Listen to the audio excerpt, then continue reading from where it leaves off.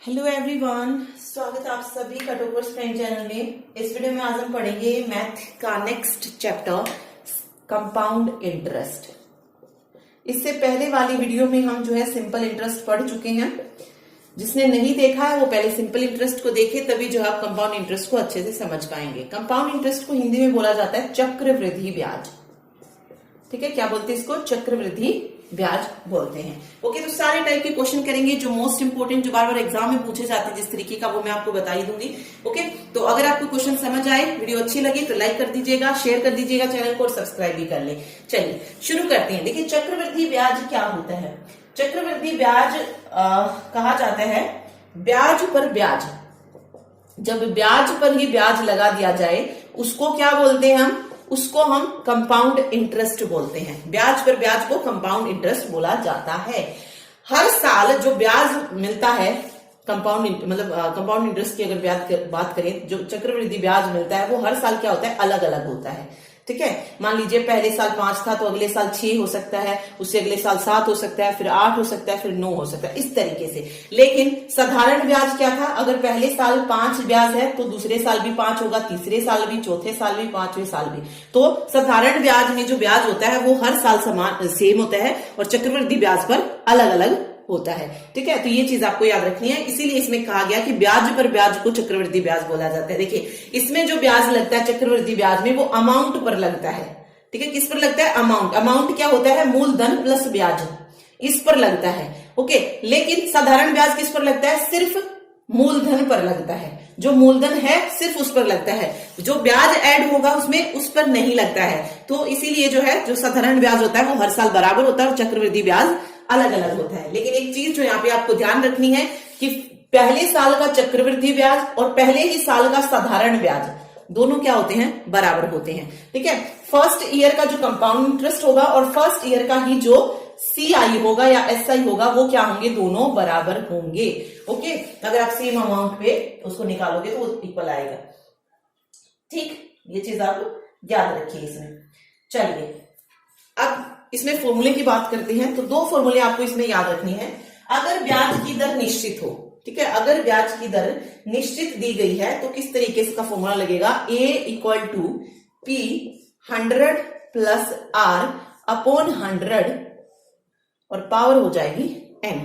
ठीक है, इसको आप इस तरीके से भी लिख सकते हो, P 1 + R/100 N। ओके, क्योंकि बात वही है। 100 यहाँ पे क्या ले लिया है? सीधा एलसीएम ले लिया और यहाँ पे 100 से कर दिया है। तो जो तरीका आपको सही लगे आप उसके अकॉर्डिंग इसको याद कर लीजिए।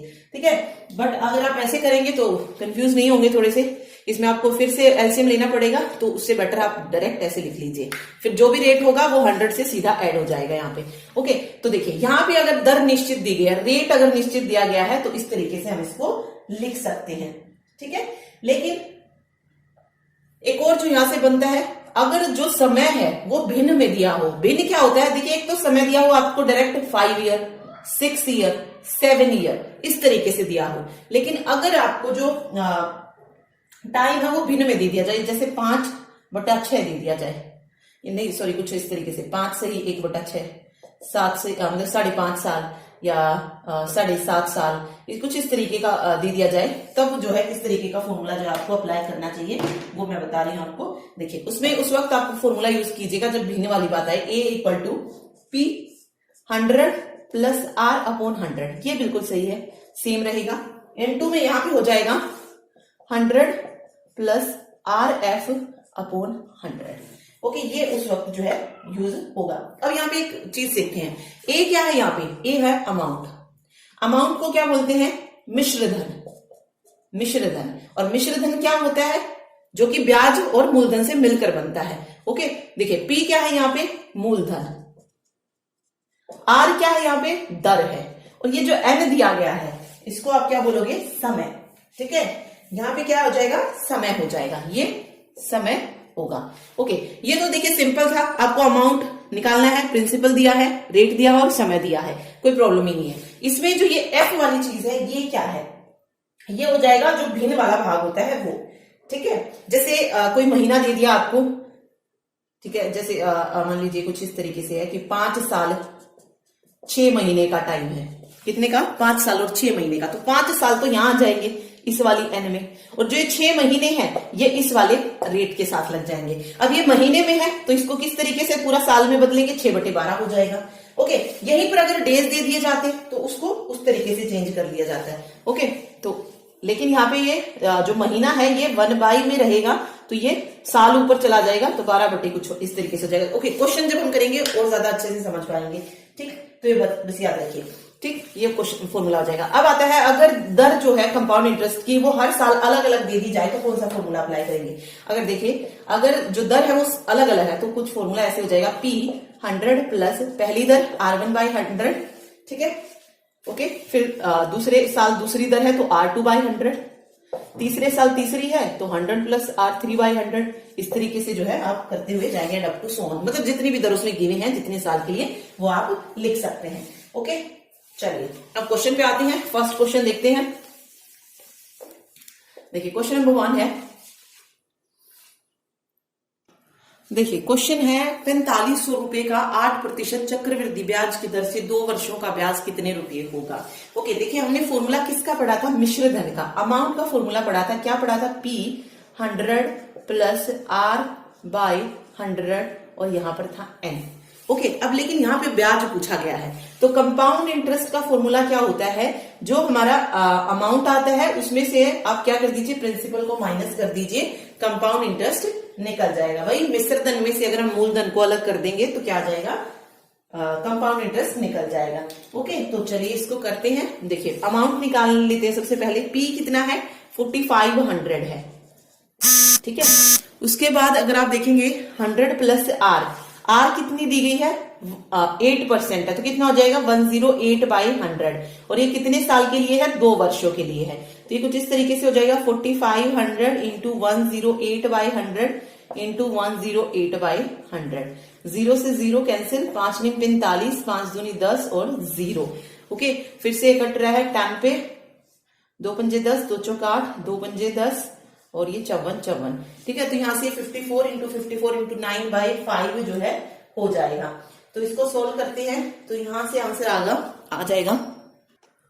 तो इनको मल्टीप्लाई करेंगे, जब 54 से 54 को मल्टीप्लाई किया तो 25 16, ओके, और उसके बाद 29 16 और उसके बाद 9 से करेंगे तो ये आ जाएगा कुछ 26 244 और बटे में आ जाएगा 244 और बटे में 5, तो 5 से कट किया तो ये आ जाएगा 5248.8। ये क्या निकला है, ये अमाउंट निकला है 5248.8, लेकिन हमें क्या निकालना है, कंपाउंड इंटरेस्ट निकालना है।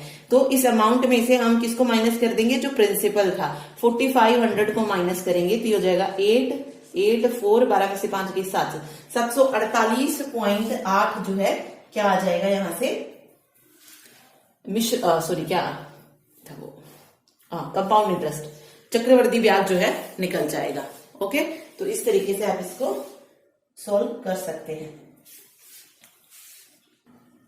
देखिए इस क्वेश्चन को ट्रिक के साथ भी कर सकते हैं, लेकिन कंपाउंड इंटरेस्ट में हर एक क्वेश्चन को अगर आप ट्रिक से करेंगे तो बहुत डिफिकल्ट हो जाएगा, क्योंकि हर एक क्वेश्चन की अलग अलग ट्रिक बनेगी इसमें। तो बेटर है इसको आप इसके सही कंसेप्ट से ही कीजिए, क्योंकि ज्यादा क्वेश्चन वैसे भी कंपाउंड इंटरेस्ट से पूछे नहीं जाते, ठीक है, मुश्किल से एक ही क्वेश्चन जो है आता है, तो बेटर आप उसको इस तरीके से ही कीजिए।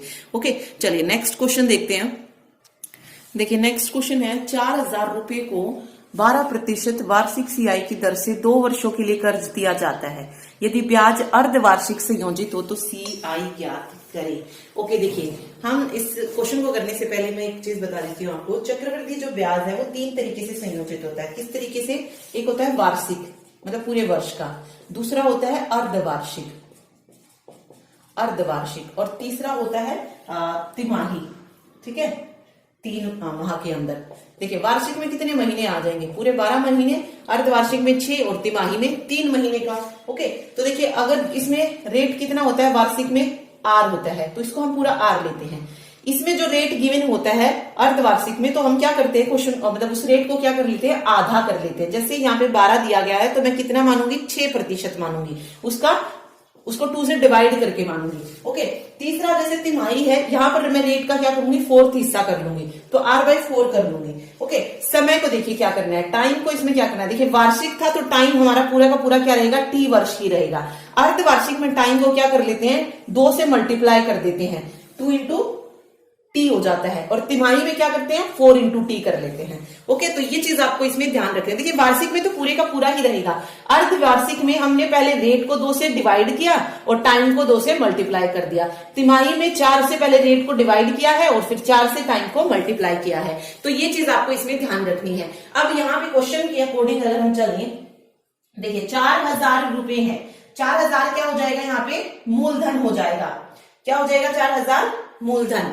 ओके, फॉर्मूले के अकॉर्डिंग चलते हैं, हमें बताना है सीआई से पहले हम अमाउंट निकाल लेते हैं और फिर उसको माइनस कर देंगे, तो ये हो जाएगा 4000, ठीक है। उसके बाद क्या था, 100 प्लस यहाँ पर रेट था, रेट यहाँ पर 12 है, अर्धवार्षिक संयोजित हो रहा था, 2 से हम क्या करेंगे, डिवाइड, तो 6% का रेट आ जाएगा, तो 6/100 हो जाएगा। और जो टाइम था उसको क्या करना है, 2 से मल्टीप्लाई कर देना है, तो 4 वर्ष हो जाएगा ये। ओके, सेम है, इस तरीके से ही बन जाएगा।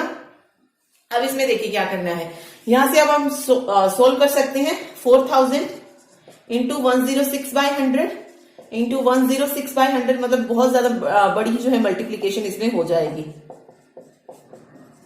देखिए 0 से 0 कैंसिल, और फिर इसको सॉल्व करेंगे तो अमाउंट जो है आएगा, उस अमाउंट में से जो है 4000 को माइनस कर दीजिए, ब्याज जो है निकल जाएगा, ठीक है। ओके, तो ये सिंपल टाइप था इसका, जिस भी तरीके से आपको दिया गया हो आप इसको ऐसे फॉर्मूले से सॉल्व कर सकते हैं, ठीक है। बस इसमें यही याद रखना आपको कि जो ब्याज है वो किस तरीके से संयोजित किया जा रहा है। तो एक टाइप इसमें ये बनता है। एक जो मोस्ट इंपोर्टेंट टाइप इसमें पूछा जाता है वो कर लेते हैं हम। देखिए अगला टाइप है इसमें, देखिए क्वेश्चन इस तरीके का आता है, किसी धनराशि पर 2 वर्ष के लिए 10% वार्षिक दर से साधारण ब्याज और चक्रवृद्धि ब्याज का अंतर दिया जाता है, और फिर जो है धनराशि पूछी जाती है कि धनराशि क्या है। अब यहाँ पे अगर आप देखेंगे तो प्रिंसिपल हमें नहीं पता है कि प्रिंसिपल क्या है, वही एक्स हमें मानना पड़ेगा। यहाँ पर आर देखेंगे तो कितना दिया गया है, 10% दिया गया है। टाइम कितना दिया गया है, 2 ईयर का दिया गया है। और जो सिंपल इंटरेस्ट दिया गया है वो कितना दिया गया है, 65 जो है यहाँ पे दिया गया है। ओके, एक तरीका तो क्या है कि इसको अच्छे से इसके फॉर्मूले के अकॉर्डिंग आप करें, ठीक है, जहां पे आपको सिंपल इंटरेस्ट पता है ना, लेकिन ओके सिंपल इंटरेस्ट पता है, बट यहाँ पर आप अगर बात देखेंगे तो कम चक्र ये अंतर दिया है CI और SI का। ओके, तो अगर आप इसको कंसेप्ट से करने जाएंगे तो बहुत डिफिकल्ट हो जाएगा यहाँ से निकालना।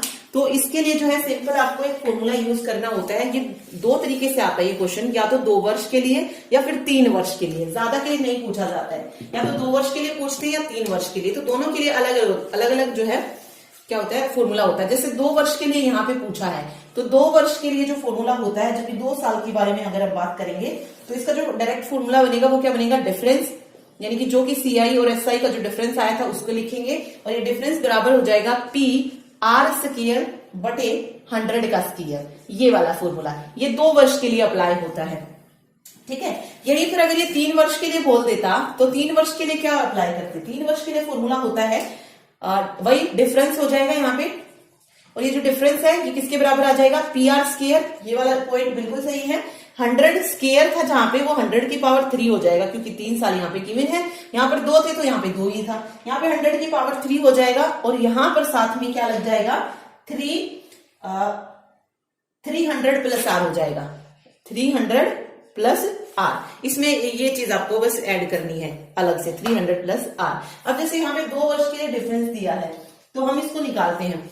देखिए डिफरेंस कितना है, 65 का है, इक्वल टू हो जाएगा, P हमें पता नहीं है, R कितनी है, 10% है, तो 10 गुना 10 100 हो जाएगी, और 100 का स्क्वायर है तो 100 इंटू 100 हो जाएगा, 100 से 100 कैंसिल हो जाएगा, प्रिंसिपल कितना निकल जाएगा, 6500 निकल जाएगा।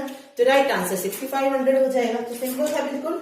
लेकिन अगर आप इसको इसके कंसेप्ट के तरीके से जाएंगे निकालने तो वहां से मुश्किल है निकल पाना, क्योंकि बहुत ज्यादा डिफिकल्ट वहां पे हो जाएगा। ओके, फिर इसमें बात करते हैं 3 वर्षों की डिफरेंस की। तो यहाँ पे देखिए, यहाँ पे भी आप क्या कर सकते हैं, पी हमें नहीं पता है, डिफरेंस वही 65 ले लीजिए। मतलब इसी क्वेश्चन को अगर आप 3 वर्ष के लिए मान के चलेंगे यहाँ पे तो 65 हो जाएगा। पी नहीं पता है, आर स्केयर कितना था, 10 था, तो ये 100 हो जाएगा। यहाँ पे 300 प्लस आर यानी कि 310 हो जाएगा। ओके, और नीचे 100 इंटू 100 इंटू 100, 100 से 100 गायब, 0 से 0 हो जाएगी। इधर आके ये हो जाएगा 65,000 अपॉन 31 इक्वल टू पी। ये जो है यहां से 3 मतलब धनराशि जो है निकल जाएगी। ठीक है, ओके। तो बस ये 2 आपको फॉर्मूले याद रखने हैं। जो चक्रवृद्धि ब्याज से ज्यादातर जो क्वेश्चन पूछा जाता है वो इसी तरीके का आता है, या तो 2 वर्ष का या 3 वर्ष का, या फिर बिल्कुल सिंपल क्वेश्चन जो है वो देती है। ओके, चलिए अब हम इसमें नेक्स्ट टाइप देखते हैं। उस तरीके का भी जो है क्वेश्चन पूछ लिया जाता है जहां पर आपको सीआई और एसआई दोनों से ही रिलेटेड दिए जाते हैं। देखिए 4th क्वेश्चन हम देखते हैं। क्वेश्चन नंबर 4 है। देखिए क्वेश्चन में कह रहा है कि किसी धनराशि पर 2 वर्ष का चक्रवृद्धि ब्याज कितना है, 615 मिल रहा है, और उतनी ही अवधि का साधारण ब्याज 600 रुपए है। तो हमें वो मूल धनराशि याद करनी है। ओके, अब यहाँ पे देखिए क्या कहा गया, 2 साल है, तो फर्स्ट और सेकेंड ईयर लिख लीजिए आप। ओके, एक है एसआई और दूसरा है सीआई। एसआई की अगर आप बात करेंगे तो कितना दे रहा है, ये 2 वर्ष का चक्रवृद्धि ब्याज टोटल 600 रुपए आ रहा है। क्या रहा है, 600 रुपए। ये 2 साल का है, और हमें पता है जो एसआई होता है वो हर साल बराबर होता है। तो 2 साल का, तो हम 2 से इसको डिवाइड करेंगे, यानी कि हर एक साल उसको कितने कितने रुपए मिले हैं, 300 रुपए मिले हैं। तो एसआई क्या हो जाएगा, 300 हो जाएगा, 300 हो जाएगा। अब हमें एक और चीज पता है, जो फर्स्ट ईयर का सीआई और एसआई होता है वो क्या होता है, सेम होता है, क्योंकि धनराशि क्या है, सेम ही है। तो एसआई और सीआई भी क्या होंगे, सेम ही होंगे। तो पहले की क्या हो जाएगी, इस पे 300 हो जाएगी, और इसे 615 मिल रहे थे। ओके, तो 615 में से 300 फर्स्ट ईयर के जो थे वो माइनस करेंगे तो कितना बचेगा, 315 आ जाएगा। तो दूसरे साल जो चक्रवृद्धि ब्याज मिलेगा वो कितना मिलेगा, 315 रुपए मिलेगा। ठीक है, अब यहां पे देखिए कितना डिफरेंस है, 15 का डिफरेंस है। ओके, कितने का डिफरेंस है, 15 का डिफरेंस है, 15% नहीं, 15 का डिफरेंस है। अब हमें यहां से क्या निकालना है, सबसे पहले राशि हम यहां से निकाल सकते हैं, सॉरी रेट, परसेंटाइल आर। हम कितने का निकालेंगे, 1 साल का निकाल लेते हैं। 1 साल का निकालने का फॉर्मूला क्या था, जो भी ब्याज था उसको यहां लिखेंगे, इंटरेस्ट ऊपर लिखा जाता है, ये हमने साधारण ब्याज में भी पढ़ा था। जो रेट इंटरेस्ट हम 1 साल का निकालते हैं उसपे क्या लगते हैं, ब्याज जो है, जो भी इंटरेस्ट होता है, एक मिनट। ओके, यहाँ पे हम रेट निकाल रहे हैं, हमें डिफरेंस पता है कि कितना डिफरेंस है, 15 का। यहां से तो हम नहीं निकाल सकते क्योंकि दोनों ही जो है वो सेम होते हैं। यहाँ पे अगर आप देखेंगे तो पहले ब्याज कितना था, 300 था, और दूसरी बार ब्याज कितना था, 315 था, अलग अलग था। तो यहां से हम रेट निकाल सकते हैं। पहले इसका डिफरेंस लेंगे, डिफरेंस आएगा 15। अब हमें किस पे निकालना है इसको, रेट को 300 यानी कि जो पहले साल का होगा उस पे निकालेंगे, तभी हमें पता चलेगा कितने परसेंट का रेट के अकॉर्डिंग जो है ये बढ़ के हमें मिला है। तो 15/300 इंटू 100 हो जाएगा, 0 से 0 कैंसिल, ये 3 पंचे 15, 5% का जो है क्या मिला है, इंटरेस्ट मिला है, तभी जो है ये अमाउंट इतना हुआ है। ओके, यहाँ पे आप 300 का 5% निकालेंगे तो 15 आएगा, तो 300 में 315 ऐड होके मिले हैं। ओके, तो वो बताया है, तो वो चीज हमने निकाल ली है कि 5% ये है। अब हमें पता चल गया कि जो 5% की वैल्यू है वो कितनी है, 300 है।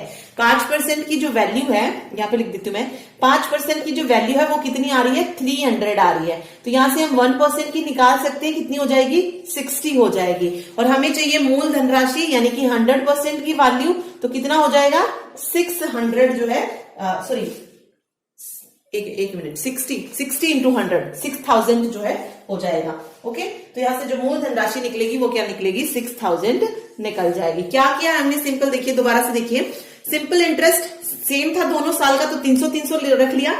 ये सिंपल इंटरेस्ट लिखा क्यों हमने, इसका फायदा क्या हुआ कि हमें फर्स्ट ईयर का कंपाउंड इंटरेस्ट पता चल गया। क्योंकि यहां से हम डायरेक्ट 615 से नहीं बता सकते कि थे कि पहले साल का कितना मिलेगा। ठीक है, अगर हमें पहले साल का पता चल गया है तो हम दूसरे साल का भी निकाल सकते हैं। अब दोनों साल का निकल गया है तो यहां से हम क्या निकाल सकते हैं, रेट निकाल सकते हैं कि दर कितनी थी। ओके, दर निकालने के लिए मैंने क्या किया, इसका डिफरेंस लिया है और किस पे निकाली है, जो पहले साल का था उसी पे निकालेंगे, इनटू 100 कर दिया तो ये 5% निकल गया है। ओके, तो ये 5% किसके बराबर आ रहा है, 300 के बराबर आ रहा है। तो हमने पहले साल को लिया है ना, तो 5% क्या हो जाएगा 300, 1% की निकाली 60 आ गया और 100% की 6000 वैल्यू यहां से निकल जाएगी। ठीक है, चलिए अब जो है इसी तरीके का एक और क्वेश्चन देखते हैं जिसमें आपको डिफरेंस मतलब इसी तरीके से क्या कहते हैं, साधारण ब्याज और जो कंपाउंड इंटरेस्ट है वो दिया गया और होगा और ब्याज दर पूछी गई होगी। ओके, तो उस तरीके का और देखते हैं। देखिए नेक्स्ट क्वेश्चन है, किसी मूलधन पर 2 वर्षों का साधारण ब्याज और कंपाउंड इंटरेस्ट दिया है कि इतना इतना मिल रहा है। तो यहां से हमसे इस बार ब्याज दर पूछ ली। इससे पहले वाले क्वेश्चन में क्या पूछ लिया था हमसे, धनराशि यानी कि मूलधन पूछ लिया था कि कितना है। ओके, अब देखिए यहाँ पे तरीका वही है, फर्स्ट ईयर और सेकंड वाला ईयर और SI और CI। अब हमें पता है SI 2 साल के लिए जो हर एक साल जो है बराबर होगा, 2400 रुपए था तो 2 से डिवाइड किया, कितना आ जाएगा 1200 और सिंपल इंटरेस्ट और कंपाउंड इंटरेस्ट पहले साल क्या होता है, सेम होता है, तो ये 1200 हो जाएगा। और दूसरे साल का किस तरीके से निकलेगा, 2544 में से 1200 को माइनस कर देंगे तो कितना आ जाएगा 1344 आ जाएगा। तो अब आप यहाँ पे देख सकते हैं कि कंपाउंड इंटरेस्ट का जो डिफरेंस आ रहा है पहले साल और दूसरे साल में कितने का आ रहा है, 144 रुपए का आ रहा है, 144 रुपए का। तो हम यहाँ से परसेंटाइल R निकाल सकते हैं, यानी कि रेट का परसेंट निकाल सकते हैं, दर प्रतिशत कितनी हो जाएगी, पहले डिफरेंस और ये किस पे निकालेंगे 1200 पे और गुना में 100 हो जाएगा, 0 से 0 कैंसिल, 12 तो 441 हो जाता है, सॉरी नहीं 12 144 तो होता है, हाँ ठीक है 12 ही हो जाएगा। ओके, 12% जो है यहां से निकल जाएगी। अब यहीं पर अगर आपसे मूलधन बोले तो क्या बोलेंगे, 12% की वैल्यू 1200 है, 1% की कितनी हो जाएगी 100 हो जाएगी, तो 100% की कितनी हो जाएगी 100 इंटू 100 10,000। बट यहाँ पे हमसे दर पूछा है तो सिर्फ यहां तक निकाल कर हम छोड़ देंगे, 12% जो है यहां से उसकी दर निकल जाएगी। ओके, तो इस तरीके से ये क्वेश्चन सॉल्व हो जाएगा। चलिए देखिए क्वेश्चन है, कोई धन किसी चक्रवृद्धि ब्याज की दर से 3 वर्ष में 2 गुनी हो जाती है, तो बताइए कितने वर्षों में वो धनराशि 8 गुना हो जाएगी। ये इस तरीके का हमने जैसे SI में भी पढ़ा था, मोस्ट इंपोर्टेंट क्वेश्चन है, ये टाइप भी जो है पूछी जाती है। ओके, अगर आप इसको तरीके से करेंगे तो उसमें आपको क्या मानना पड़ेगा, पहले हमें मूलधन मानना पड़ेगा कि मूलधन P है, फिर दर माननी पड़ेगी 8% है, फिर इस पे फॉर्मूला लगाएंगे P1 + R/100, कितने साल के लिए 3 साल के लिए। ओके, एंड देन इसको बराबर रखेंगे कि वो 2 गुना हो गई है 2 के बराबर, तो फिर इसको सोल्व करेंगे क्योंकि हमें यहाँ पे कुछ पता ही नहीं, ना हमें P पता ना हमें R पता। जब हमें वैल्यूज नहीं पता होती तो हमारे लिए थोड़ा सा डिफिकल्ट हो जाता है क्वेश्चन को निकालना। ओके, तो इसको हम थोड़ा सा तरीके से पढ़ते हैं। देखिए इसमें जो कहा गया हम उसके अकॉर्डिंग चलते हैं। कोई धन, मैं मान लेती हूँ धन है 1, ओके, और ये कह रहा है कि 3 वर्ष में 2 गुना हो जाता है, 3 वर्ष में क्या हो रहा है 2 गुना हो रहा है, और चक्रवृद्धि ब्याज है। ठीक है, तो बताइए कितने वर्षों में धनराशि 8 गुना हो जाएगी, यानी कि 3-3 साल में वो क्या होगी 2 गुनी होती जाएगी। अब यहाँ पर 2 हो चुकी थी तो अगले 3 सालों में क्या हो जाएगी, इसकी 2 गुनी होगी, ना कि फर्स्ट वाले की। हमने बताया ना चक्रवृद्धि ब्याज पे ब्याज लगता है, तो इस वाले की 2 गुनी हो जाएगी तो 4 हो जाएगी। ओके, इस बार अगले 3 सालों में उस 4 की 2 गुनी हो जाएगी, यानी कि 8 हो जाएगी। ओके, तो 8 गुनी होगी, पहले 2 गुनी थी, फिर 4 गुनी हुई, फिर 8 गुनी हुई। कितने सालों में हुई, 3 साल, 6 साल और 9 साल। ठीक है, 9 सालों में जो है ये क्या होगी 2 गुनी, मतलब 8 गुनी जो है हो जाएगी। तो इस तरीके से आप लिख सकते हैं, या डायरेक्ट अगर आप इसकी ट्रिक चाहते तो समय लिखिए यहाँ पे और गुना लिखिए यहाँ पे। समय और गुना, समय कितना है 3 वर्ष है, और गुना कितना है, कितने गुना चाहिए, मतलब गुना कितनी है 2 गुना है। ओके, तो यहाँ पे क्या कर दीजिए, हमें कितनी चाहिए 8 गुना चाहिए ना, 8 गुना चाहिए, तो यहाँ पे ये गुना है ना जो, इसको क्या कर दीजिए 2 की पावर 3 कर दीजिए। ठीक है, 2 की पावर 3 हमें क्या मिल रहा है 8 मिल रहा है, 2 दूनी 4 दूनी 8 है, तो यानी कि जो समय लगेगा वो कितना मिलेगा 3 का स्क्वायर लगेगा, यानी कि 9। इस 8 को होने में कितना लग जाएगा 9 गुना लग जाएगा। बाकी ये वाली भी थोड़ी सी कंफ्यूजिंग है, आप डायरेक्ट इसी तरीके से चलिए। ठीक है, इसमें आपको कुछ नहीं करना है, सिंपल ये देखना है कि हमें ब्याज वाली पे ब्याज जिस पे लग चुका है उसको गुना करते हुए आगे बढ़ना है। ओके, अगर यही क्वेश्चन हमसे साधारण ब्याज में दे दिया जाता तो हम हर बार किस पर गुना करते, इसके जो मेन हमने दिया था मूलधन उस पर हम गुना करते जाते 8 गुना। ओके, वो कितने सालों में होता, फिर उस तरीके से निकालते। बट यहाँ पर चक्रवृद्धि ब्याज बोला है तो हम इस वाले को गुना करते जाएंगे 2 गुना। ठीक, तो हमारे पास 9 साल जो है निकल जाएंगे आंसर। ओके, तो ये मोस्ट इंपोर्टेंट क्वेश्चन है, इसको इस तरीके से आप सॉल्व कर सकते हैं। ठीक, देखिए अगला क्वेश्चन है, बिल्कुल उसी तरीके का है, एक और देख लेते हैं और अच्छे से क्लियर हो जाएगा। कोई धन किसी चक्रवृद्धि ब्याज की दर से 5 वर्ष में 3 गुना हो जाती है, तो बताइए कितने वर्षों में वह धनराशि 81 गुना हो जाएगी। ओके, अब इसको देखिए किस तरीके से करेंगे। वही एक धनराशि मान लेती हूं मैं, ये एक जो धनराशि है ये 5 वर्षों में कितनी होगी, 3 गुना। एक का 3 गुना कितना हो गया, 3 हो गया। ओके, फिर अगले 5 में क्या होगी, फिर से 3 गुना हो जाएगी, लेकिन किसकी, इसकी 3 गुना। तो 3 का 3 गुना कितना हो जाएगा, 9 हो जाएगा।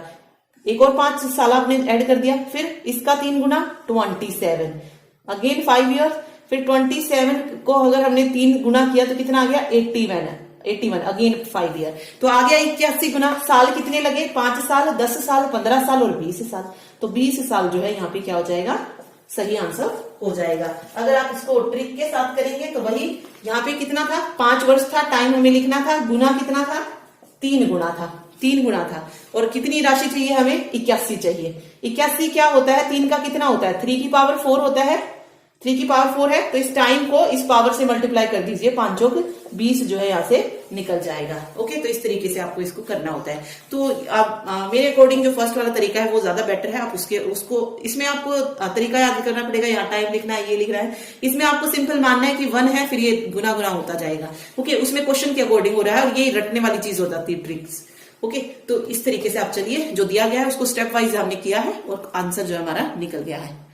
ठीक है, ओके, तो ये इंपोर्टेंट है, इसको मतलब याद रखिएगा या इसको अच्छे से सीखिएगा। चलिए अगला देखते हैं। देखिए अगला क्वेश्चन है, कोई धन राशि जो है किसी चक्रवृद्धि ब्याज की दर से 3 वर्ष में 2 गुना हो जाती है, तो बताइए 12 वर्षों में वह धनराशि कितने गुना हो जाएगी। देखिए क्वेश्चन में सिर्फ थोड़ा सा चेंज किया गया है, तरीका वही हमें यूज करना है। ओके, देखिए कोई धनराशि यानी कि एक कोई राशि है जो कि 3 वर्ष में क्या हो रही है, 2 गुनी हो रही है। अब हमें बताना है कि 12 वर्षों में वो कितने गुना हो जाएगी, यानी कि हम 3-3 ईयर को ऐड करते जाते हैं, 3 और 3 6 और 3 9 और 3 12, ये 12 साल हो गए। अब हमें ये निकालना है कि वो कितने गुनी हो जाएगी। 1 से 2 हुई, 2 गुनी थी, फिर 2 से 2 गुनी 4 हो जाएगी, 4 से 2 गुनी 8 हो जाएगी, 8 से 2 गुनी 16 हो जाएगी, यानी कि 12 वर्षों में वो धनराशि कितने गुना हो जाएगी, 16 गुना हो जाएगी। ओके, तो ऐसा मतलब क्वेश्चन को थोड़ा सा घुमाकर भी पूछ सकते हैं, तो इस तरीके से ये निकल जाएगा। तरीका वही है, सिर्फ जो दिया गया ना आपको उसी को लिखना होता है, किसी भी तरीके से आपसे पूछा जाए। ओके, चलिए ठीक है, तो DSSB हो या HCS हो, इस तरीके के क्वेश्चन ही जो है पूछे जाते हैं ज्यादातर। ओके, बाकी इसमें बहुत सारे टाइप आपको मिल जाएंगे, घुमा फिराकर जो है चीजें बोली गई होंगी। जैसे SSC वगैरह का जो लेवल होता है वो थोड़ा और हाई होता है, उसमें जो है बड़े बड़े क्वेश्चन जो है दे दिए जाते हैं, बातों को थोड़ा सा घुमा घुमा कर दिया जाता है, तो इतना जो है हाई लेवल हमको नहीं पढ़ना है कि SSC लेवल के हम क्वेश्चन पढ़ेंगे। हमें सिर्फ इतना पढ़ना था कि जो हमारा DSSB है उसमें किस तरीके के क्वेश्चन जो है पूछे जाते हैं, तो वो हमने पढ़ लिए हैं। बाकी जब हम पेपर करेंगे ऑनलाइन या ऑफलाइन, तब आपको और अच्छे से क्लियर हो जाएगा कि कैसे क्वेश्चन जो है पूछे जाते हैं। ओके, तो ये था आज का topic. Thank you so much.